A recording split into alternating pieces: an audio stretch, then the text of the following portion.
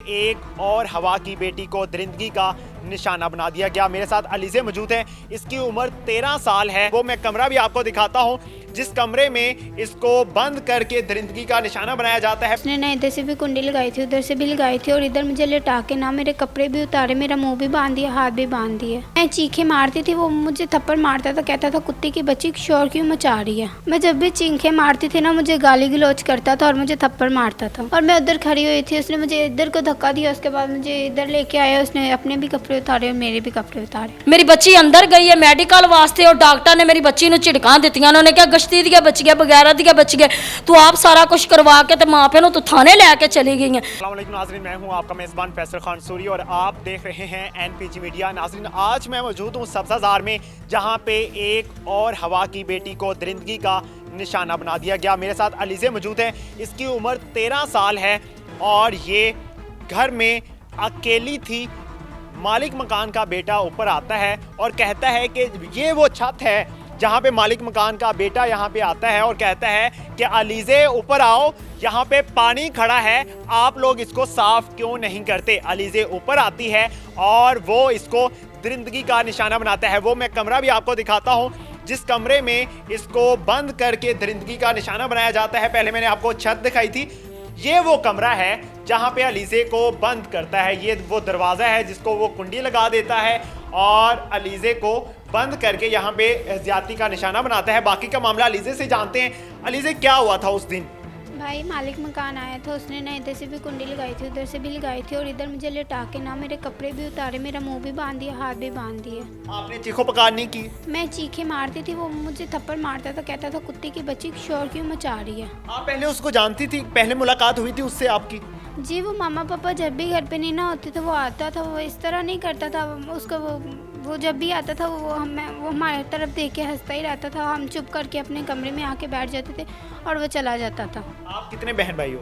हम 8 बहन भाई हैं। अच्छा, तो आप अकेली थी उस दिन? जी, मैं अकेली थी, 4 बहन भाई छोटे साथ थे। अच्छा, छोटे घर में थे? हाँ जी, वो उनको भी नहीं पता चला? वो सोए हुए थे। अच्छा, वो सोए हुए थे। अम्मी अब्बू कहाँ गए थे? अम्मी अब्बू गाँव गए हुए थे। अच्छा, कितने अरसे से गाँव गए हुए थे? 30 तारीख की दोपहर को गए थे। कितने दिन के लिए गए थे? 2 दिन के लिए। अच्छा, तो आपने चीखो पुकार भी की, उसने छोड़ा नहीं आपको? नहीं छोड़ा था। पिलाया था उसने आपको? हाँ, छोटी सी शीशी में कुछ था, उसने मुझे पिलाया था। क्या वो कोई दवाई थी, कुछ समझ लगी आपको? नहीं, मुझे नहीं पता था। जायका कैसा था उसका? करवा था। अच्छा, तो उसने पिला के आपके साथ ज्यादती की? जी, कितनी देर वो आपको दरिंदगी का निशाना बनाता रहा? 10-15 मिनट करता रहा था। तो आप चीखती रही? हाँ जी, मैं जब भी चीखे मारती थी ना मुझे गाली गलौज करता था और मुझे थप्पड़ मारता था। आपके छोटे बहन भाई थे घर में, उन्होंने भी कोशिश नहीं की कि वो ऊपर आए, दरवाजा खटखटाएं? भाई वो सोए हुए थे, उनको नहीं पता चला। अच्छा, तो नीचे किराएदार भी रहते हैं, उनको भी नहीं पता चला? वो एक भाई ऊपर आया था, जितनी देर को मैंने चीखे मारी थी ना वो उतनी देर को वो अपनी कमीज धो के ना नीचे को भाग रहा था और उन्होंने पूछा कि भाई आप ऊपर क्या कर रहे हो। तो उसने कहा कि मैं ऊपर पानी देखने आया था। अलीज़े, उस शख्स ने आपके सारे कपड़े फाड़ दिए थे? जी, सारे फाड़ दिए थे। अच्छा, तो मेरे साथ इनकी वालिदा भी मौजूद हैं। माँ जी, पहले भी कभी आप अपने बच्चों को अकेला छोड़कर गई थी घर? जी, मैं तो अक्सर ही चली जाती थी, मुझे तो ऐसा कोई पता ही नहीं था कि ये ऐसे करेगा। मैं अक्सर ही मैंने जब अपनी अम्मी के पास जाना होता था, 2 मेरी बच्चियाँ जो वो किसी के घर काम करती, बेटा भी उधर ही रहता, मैं तो अक्सर बच्चों को छोड़ के चली जाती थी। कभी भी ऐसा नहीं हुआ था, लेकिन इस बार इसने जो है ना ऐसा किया, पता नहीं क्यों इसने ऐसा किया, ये मुझे नहीं पता। ये शख्स है कौन था? मालिक मकान का बेटा था? जो मालिक मकान है उसका अब्बू को तो फोत हुआ भाई, ये मालिक मकान है, इसी ने मकान किराए पे दिया था, ये मालिक मकान है। इसने आके मेरी बच्ची के साथ ज़्यादती की, रात को 11:30 बजे आया और आके ज़्यादती की। मैं तो काफ़ी दूर बैठी हुई थी, मुझे क्या पता है, मुझे तो बच्चों ने फ़ोन किया, नीचे वालों ने करवाया, बच्चों ने फ़ोन किया तो मुझे पता चला। मैं तो वहाँ ही मेरी तबीयत ख़राब हो गई, मेरा बीपी लो हो इतना गया। खास लगाव था कि 11:30 बजे रात को आ गया आपके घर? हमारे साथ लगाव नहीं था भाई, हमारे साथ कुछ भी नहीं। मैं तो सिर्फ उसके साथ इतना ही था कि आता था, सीढ़ियों पे खड़ा होता था, किराया दिया, बिल दिया और वहाँ से ही वापस चला। उस दिन वो ऊपर क्यों आ गया? उस दिन वो वो नीचे आया, नीचे वालों के घर से कोई चीज़ लेने, किराया लेने आया, जो भी कुछ लेने आया, वहाँ पे उसको पता चला है कि बच्ची की वालदा और वालिद घर पे नहीं है। पता नहीं उसने क्या सोचा है, क्या नहीं सोचा। आया है, आके ऊपर पहले उन्होंने कहा कि उनकी अम्मी अब्बू घर पे नहीं है, नीचे चला गया, उनके सामने नीचे चला गया। उसके बाद फिर ऊपर आया, आके मेरी बच्ची को कहता ऊपर आ, देख पानी आपने छत पे बिखेरा हुआ है, बट्टे बखेरे हुए हैं। उसने कहा भाई कुछ है भी तो मैं सुबह मेरी अम्मी आएगी तो हम लोग छत साफ कर दे, तू आ तो सही उत्ते आ। इस तरह करदा रहा। उस तो बाद लिया के ਵੀਰੇ इस कमरे ਦੇ ਵਿੱਚ इधरों भी कुंडी लाती सू, उधरों भी कुंडी लाती सू, बच्ची ਨੂੰ ਬੰਨ ਕੇ ਬੱਚੀ ਮੇਰੀ ਦੇ ਨਾਲ ਜ਼ਿਆਦਤੀ ਕੀਤੀ ਸੂ। ਤੇ ਜਿਹੜਾ ਵੀ ਉਸ ਤੋਂ ਬਾਅਦ ਨਸਿਆ ਥੱਲੇ ਆਪਣਾ ਜਿਹੜਾ ਕੋਈ ਗੰਦ ਪਿਲ ਹੈ ਸੀ ਸੁੱਟ ਕੇ ਥੱਲੇ ਕਮੀਜ਼ ਨਾਲ ਸਾਫ਼ ਕੀਤਾ ਸੂ। ਬੱਚੀ ਮੇਰੀ ਦਾ ਹੱਥ ਖੋਲੇ ਸੂ ਤੇ ਮੂੰਹ ਉਸ ਤਰ੍ਹਾਂ ਬੰਦੀ ਸੀ, ਨਸ ਕੇ ਥੱਲੇ ਗਿਆ, ਫਟਾਫਟ ਕਮੀਜ਼ ਧੋ ਕੇ ਨਸਿਆ ਜਾਂਦਾ। ਇਹਨੇ ਆਪਣਾ ਮੂੰਹ ਖੋਲ ਕੇ ਗਾਲ ਮੰਦਾ ਕੀਤਾ ਵੇ। ਉਨੀ ਦਿਨ ਨੀਚੇ ਵਾਲੇ ਬਾਹਰ ਨਿਕਲ ਆਏ ਨੇ। ਨੱਸਦੇ ਨੂੰ ਉਹਨਾਂ ਵੇਖ ਲਿਆ ਤੇ ਉਹਨਾਂ ਨੇ ਕਿਹਾ ਕੀ ਗੱਲ ਹੈ, ਮੇਰੇ ਤੇ ਇਲਜ਼ਾਮ ਲਾਉਂਦੀ ਪਈ ਕਿ ਮੇਰੇ ਨਾਲ ਇਸ ਤਰ੍ਹਾਂ ਕੀਤਾ ਵੇ। ਉਹਨਾਂ ਨੇ ਕਿਹਾ ਕਿ ਵੀਰੇ ਅਸੀਂ ਜਦੋਂ ਤੈਨੂੰ ਕਿਹਾ ਸੀ ਕਿ ਤੂੰ ਉੱਤੇ ਨਾ ਜਾ, ਤੂੰ ਉੱਤੇ ਕੀ ਲੈਣ ਗਿਆ ਵੇਂ।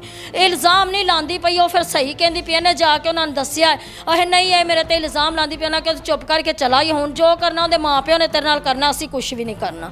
ਉਸ ਤੋਂ ਬਾਅਦ ਵੀਰੇ ਕੀ ਕੀਤਾ, ਮੈਂ ਫੋਨ ਕੀਤਾ, ਮੈਨੂੰ ਫੋਨ ਗਿਆ, ਮੈਂ ਫੋਨ ਕੀਤਾ, ਮੈਂ ਕਿਹਾ ਤੂੰ ਮੇਰੇ ਘਰ ਜਾ ਕੇ ਮੇਰੀ ਬੱਚੀ ਨਾਲ ਜ਼ਿਆਦਤੀ ਕੀਤੀ, ਚੰਗਾ ਨਹੀਂ ਕੀਤਾ। ਇਹ ਨਹੀਂ ਮੈਂ ਨਹੀਂ ਕੀਤੀ। ਮੈਂ ਡੀਲਰ ਨੂੰ ਫੌਰੀ ਫੋਨ ਕੀਤਾ, ਮੈਂ ਕਿਹਾ ਚਾਚਾ ਮੇਰੇ ਘਰ ਕਾਸ਼ੀ ਨੇ ਜਾ ਕੇ ਆ ਮੇਰੀ ਬੱਚੀ ਦੇ ਨਾਲ 13 ਸਾਲ ਦੀ ਮੇਰੀ ਬੱਚੀ ਤੇ ਆ ਮੇਰੀ ਬੱਚੀ ਦੇ ਨਾਲ ਮਸਲਾ ਕੀਤਾ ਸੂ। ਉਹ ਮੈਨੂੰ ਕਹਿੰਦਾ ਰਾਤ ਨੂੰ ਹੈ ਤੁਸੀਂ ਉਹ ਆਪਸ 'ਚ ਵੀਰੇ ਰਿਸ਼ਤੇਦਾਰ ਨੇ। ਉਹਨਾਂ ਨੇ ਪਤਾ ਨਹੀਂ ਕਾਸ਼ੀ ਦੀ ਭੈਣ ਦਾ ਰਿਸ਼ਤਾ ਇਹਨੇ ਆਪਣੇ ਡੀਲਰ ਨੇ ਪੁੱਤਰ ਵਾਸਤੇ ਲਿਆ ਹੋਇਆ ਜਾਂ ਦਿੱਤਾ ਹੋਇਆ ਮੈਨੂੰ ਨਹੀਂ ਪਤਾ, ਲੇਕਿਨ ਉਹ ਆਪਸ 'ਚ ਰਿਸ਼ਤੇਦਾਰ ਨੇ। ਉਹਨੇ ਕਿਹਾ ਲੈ ਤੁਸੀਂ ਰਾਤ ਨੂੰ ਵੀ ਨਹੀਂ ਸੌਣ ਦਿੰਦੇ। ਮੈਂ ਉੱਥੇ ਵੀਰੇ ਲਾਚਾਰ ਰਹੀ ਹਾਂ ਕਿ ਮੇਰੇ ਕੋਲੋਂ ਨਹੀਂ ਆਇਆ ਗਿਆ, ਮੈਂ ਉੱਥੇ ਰੋਂਦੀ ਰਹੀ ਹਾਂ, ਕਰਲਾਉਂਦੀ ਰਹੀ ਹਾਂ। ਸੁਬਾਹ FIR ਕਿਸ ਤਰ੍ਹਾਂ ਕਟਵਾਈ? FIR ਕਟਵਾਈ ਕਿ ਮੈਂ ਅਗਲੇ ਦਿਨ 2 ਵਜੇ ਇੱਥੇ ਆਈ ਹਾਂ। ਆ ਕੇ ਮੈਂ ਬੱਚੀ ਨੂੰ ਨਾਲ ਲੈ ਕੇ ਮੈਂ ਨਵੇਂ ਕੋਟ ਥਾਣੇ ਗਈ ਹਾਂ। ਉੱਥੇ ਦਰਖਾਸਤ ਦਿੱਤੀ, ਦਰਖਾਸਤ ਦੇ ਕੇ ਤੇ ਅਸੀਂ ਥਾਣੇ ਗਏ ਹਾਂ। ਦਰਖਾਸਤ ਤੇ ਹੀ ਉਹਨਾਂ ਨੇ ਕਿਹਾ ਇਹਨੂੰ ਲੈ ਕੇ ਆਓ ਸੂ। ਉਹ ਸਾਡੇ ਨਾਲ ਆਏ ਨੇ ਵੀਰੇ ਨੂੰ ਚੁੱਕਣ ਵਾਸਤੇ। ਉਸ ਤੋਂ ਬਾਅਦ ਇਹ ਮਿਲਿਆ ਨਹੀਂ ਹੈਗਾ। ਲੈ ਭਰਾ ਦੁਬਾਰਾ ਅਸੀਂ ਉੱਥੇ ਗਿਆ ਤਾਂ ਸਾਨੂੰ ਹੀ ਉਹ ਝਿੜਕਣ ਝੰਬਣ ਲੱਗ ਪੈਣ। ਉਹਨਾਂ ਨੇ ਕਿਹਾ ਇੰਜੇ ਜੀ ਉਂਝੇ। ਉਸ ਤੋਂ ਬਾਅਦ ਉਹਨਾਂ ਨੇ SP ਦੇ ਪੇਸ਼ ਕਰ ਦਿੱਤਾ। ਉੱਥੇ ਪੇਸ਼ ਹੋਇਆ, ਕਾਫੀ ਜੀ ਸਨ ਉੱਥੇ ਪੇਸ਼ ਹੋਇਆ। ਉੱਥੇ ਵੀਰੇ ਉਹ ਝੂਠਾ ਨਿਕਲਿਆ। SP ਨੇ ਕਿਹਾ ਕਿ ਜੇ ਇਹ ਝੂਠਾ ਹੋਇਆ ਤੇ 15 ਸਾਲ ਦੀ ਇਹਨੂੰ ਸਜ਼ਾ ਹੋਵੇ ਦੀ, ਜੇ ਤੁਸੀਂ ਝੂਠੇ ਹੋ ਤੁਹਾਨੂੰ ਹੋਵੇ ਦੀ। ਇਹਦਾ ਤਾਇਆ ਅੱਬੂ ਹੈ ਵੱਡਾ, ਉਹਨੇ ਆਖਿਆ, ਉਹਨੇ ਕਿਹਾ ਬੱਚੀ ਨੂੰ ਪੁੱਛਿਆ ਦੱਸਿਆ ਸਾਰਾ, ਸਾਨੂੰ ਪੁੱਛਿਆ। ਬੱਚੀ ਨੇ ਕਿਹਾ ਤਾਇਆ ਅੱਬੂ ਇਸ ਤਰ੍ਹਾਂ ਹੀ। ਉਹਨੇ ਕਿਹਾ ਭਾਈ ਮੈਂ ਗੁਨਾਹਗਾਰ ਹਾਂ, ਅਗਰ ਕੋਈ ਹੋਵੇ ਤਾਂ ਨਾ ਤੇ ਅਸੀਂ ਸਜ਼ਾ ਬਰਦਾਸ਼ਤ ਕਰਨ ਨੂੰ ਤਿਆਰ ਆ। ਉਹਨਾਂ ਨੇ ਕਿਹਾ ਮੈਡੀਕਲ ਕਰਵਾ ਕੇ। ਅਸੀਂ ਵੀਰੇ ਹਸਪੀਟਲ ਮੈਡੀਕਲ ਕਰਵਾਉਣ ਗਏ। ਉੱਥੇ ਸਾਡੇ ਸਾਰੇ ਕਾਗਜ਼ ਬਣ ਗਏ ਨੇ, ਘੰਟਾ ਹੋਇਆ ਸਾਨੂੰ ਗਏ ਨੂੰ। ਇਹ ਜੀ ਥਾਣੇ 'ਚ ਅਸੀਂ ਇਹਨੇ ਪਤਾ ਨਹੀਂ ਉਹਨਾਂ ਨੂੰ ਕੀ ਕਿਹਾ ਹੈ, ਜਿਹੜਾ ਹੈਗਾ SHO ਉਹ ਇਹਦਾ ਜਿਹੜਾ ਨਾ ਖਾਸ ਹੈਗਾ ਵੇ, ਪਤਾ ਨਹੀਂ ਮੈਨੂੰ ਰਿਸ਼ਤੇਦਾਰ ਹੈ ਜਾਂ ਵੈਸੇ ਇਹਨਾਂ ਦਾ ਮੂੰਹ ਪਿਆਰ ਹੈ। ਠੀਕ ਹੈ ਨਾ ਵੀਰੇ। ਘੰਟੇ ਬਾਅਦ ਇਹਨਾਂ ਸਾਨੂੰ ਵਾਪਸ ਬੁਲਾ ਲਿਆ ਹੈ, ਵਾਪਸ ਆਓ ਅਸੀਂ ਇਹ ਉਹਦਾ ਪਰਚਾ ਕਰਨ ਲੱਗੇ ਹਾਂ। ਪਰਚਾ ਉਹਦਾ ਕਰਨ ਲੱਗੇ ਅਸੀਂ ਵਾਪਸ ਆ ਗਏ। ਉਹ ਵੀਰੇ ਆਪਣੇ ਘਰ ਜਾ ਕੇ ਸਾਰੇ ਚਲੇ ਗਏ ਨੇ, ਸਕੂਨ ਨਾਲ ਸੁੱਤੇ ਨੇ। ਅਸੀਂ ਸਾਰੀ ਰਾਤ ਥਾਣੇ ਦੇ ਵਿੱਚ ਖੱਜਲ ਹੋਏ ਹਾਂ, ਸਾਰੀ ਰਾਤ। ਹੁਣੇ FIR ਹੁੰਦੀ ਪਈ ਹੈ, ਹੁਣੇ ਹੁੰਦੀ ਪਈ, ਸਹਿਰੀ ਦਾ ਟਾਈਮ ਹੋਇਆ ਹੈ। ਹੁਣ ਜੀ FIR ਹੋਣ ਲੱਗੀ ਹੈ ਤੇ ਜਿਹੜਾ ਤੁਸੀਂ ਬਵੋ ਉਨੀ ਦੇਰ ਨੂੰ ਇਨਵੈਸਟੀਗੇਸ਼ਨ ਵਾਲੇ ਆ ਗਏ ਨੇ, ਸਾਡੇ ਨਾਲ ਤੁਸੀਂ ਚੱਲੋ। ਮੈਂ ਤੇ ਇਹਦਾ ਪਾਪਾ ਤੇ ਅਲੀਜ਼ਾ ਅਸੀਂ ਘਰ ਆ ਗਏ। ਇਹਦਾ ਤਾਇਆ ਉੱਥੇ ਥਾਣੇ 'ਚ ਹੀ ਬੈਠਾ ਰਿਹਾ ਵੇ। FIR ਹੋਈ ਏ ਔਰ ਲੈ ਕੇ ਆਇਆ। ਅੱਗੋਂ ਵੀਰੇ ਦਿਨ ਚੜਿਆ ਤੇ ਉਹਨਾਂ ਨੇ ਕਿਹਾ ਜੀ ਸਵੇਰੇ 9 ਵਜੇ ਤੁਸੀਂ ਆ ਜਾਣਾ ਇਕਬਾਲ ਟਾਊਨ ਤੁਹਾਡਾ ਕੇਸ ਚਲਾ ਗਿਆ। ਉੱਥੇ ਵੀਰੇ ਗਏ ਆ ਤੇ ਉਨੀ ਦਿਨ ਉਹਨਾਂ ਨੇ ਉਹਨੇ ਪੁੱਛਿਆ ਦੱਸਿਆ ਕਾਗਜ਼ ਬਣਾਏ ਨੇ ਤੇ ਮਾਲਕ ਮਕਾਨ ਦਾ ਭਰਾ ਤੇ ਇੱਕ ਪੁਲਿਸ ਵਾਲਾ। ਅਸੀਂ ਹਸਪਤਾਲ ਗਏ ਤੇ ਹਸਪਤਾਲ ਪਹੁੰਚੇ ਹੋਏ ਨੇ ਜਿੱਥੇ ਮੇਰੀ ਬੱਚੀ ਦਾ ਮੈਡੀਕਲ ਹੋਇਆ। ਇਹ ਉਸ ਕਮਰੇ ਦੇ ਵਿੱਚੋਂ ਬਾਹਰ ਨਿਕਲੇ ਆਉਂਦੇ ਨੇ। ਹਾਂਜੀ ਮੈਂ ਉਸ ਜਿਹੜੀ ਪੁਲਿਸ ਵਾਲੀ ਨਾਲ ਸੀ ਮੈਂ ਉਹਨੂੰ ਕਿਹਾ, ਮੈਂ ਕਿਹਾ ਬਾਜੀ ਮੈਡੀਕਲ ਮੇਰੀ ਬੱਚੀ ਦਾ ਹੋਣਾ, ਇਹਦਾ ਕੀ ਇੱਥੇ ਕੰਮ ਹੈ? ਉਹ ਵੈਸੇ ਕੋਈ ਆਪਣਾ ਕੰਮ ਆਇਆ ਹੋਣਾ। ਮੈਂ ਕਿਹਾ ਠੀਕ ਹੈ। ਮੇਰੀ ਬੱਚੀ ਅੰਦਰ ਗਈ ਹੈ ਮੈਡੀਕਲ ਵਾਸਤੇ। ਉਹ ਡਾਕਟਰ ਨੇ ਮੇਰੀ ਬੱਚੀ ਨੂੰ ਝਿੜਕਾਂ ਦਿੱਤੀਆਂ। ਉਹਨਾਂ ਨੇ ਕਿਹਾ ਗਸ਼ਤੀ ਦੀਆਂ ਬੱਚੀਆਂ ਬਗੈਰਾ ਦੀਆਂ ਬੱਚੀਆਂ, ਤੂੰ ਆਪ ਸਾਰਾ ਕੁਝ ਕਰਵਾ ਕੇ ਤੇ ਮਾਂ ਪਿਓ ਨੂੰ ਤੂੰ ਥਾਣੇ ਲੈ ਕੇ ਚਲੀ ਗਈ ਹੈ।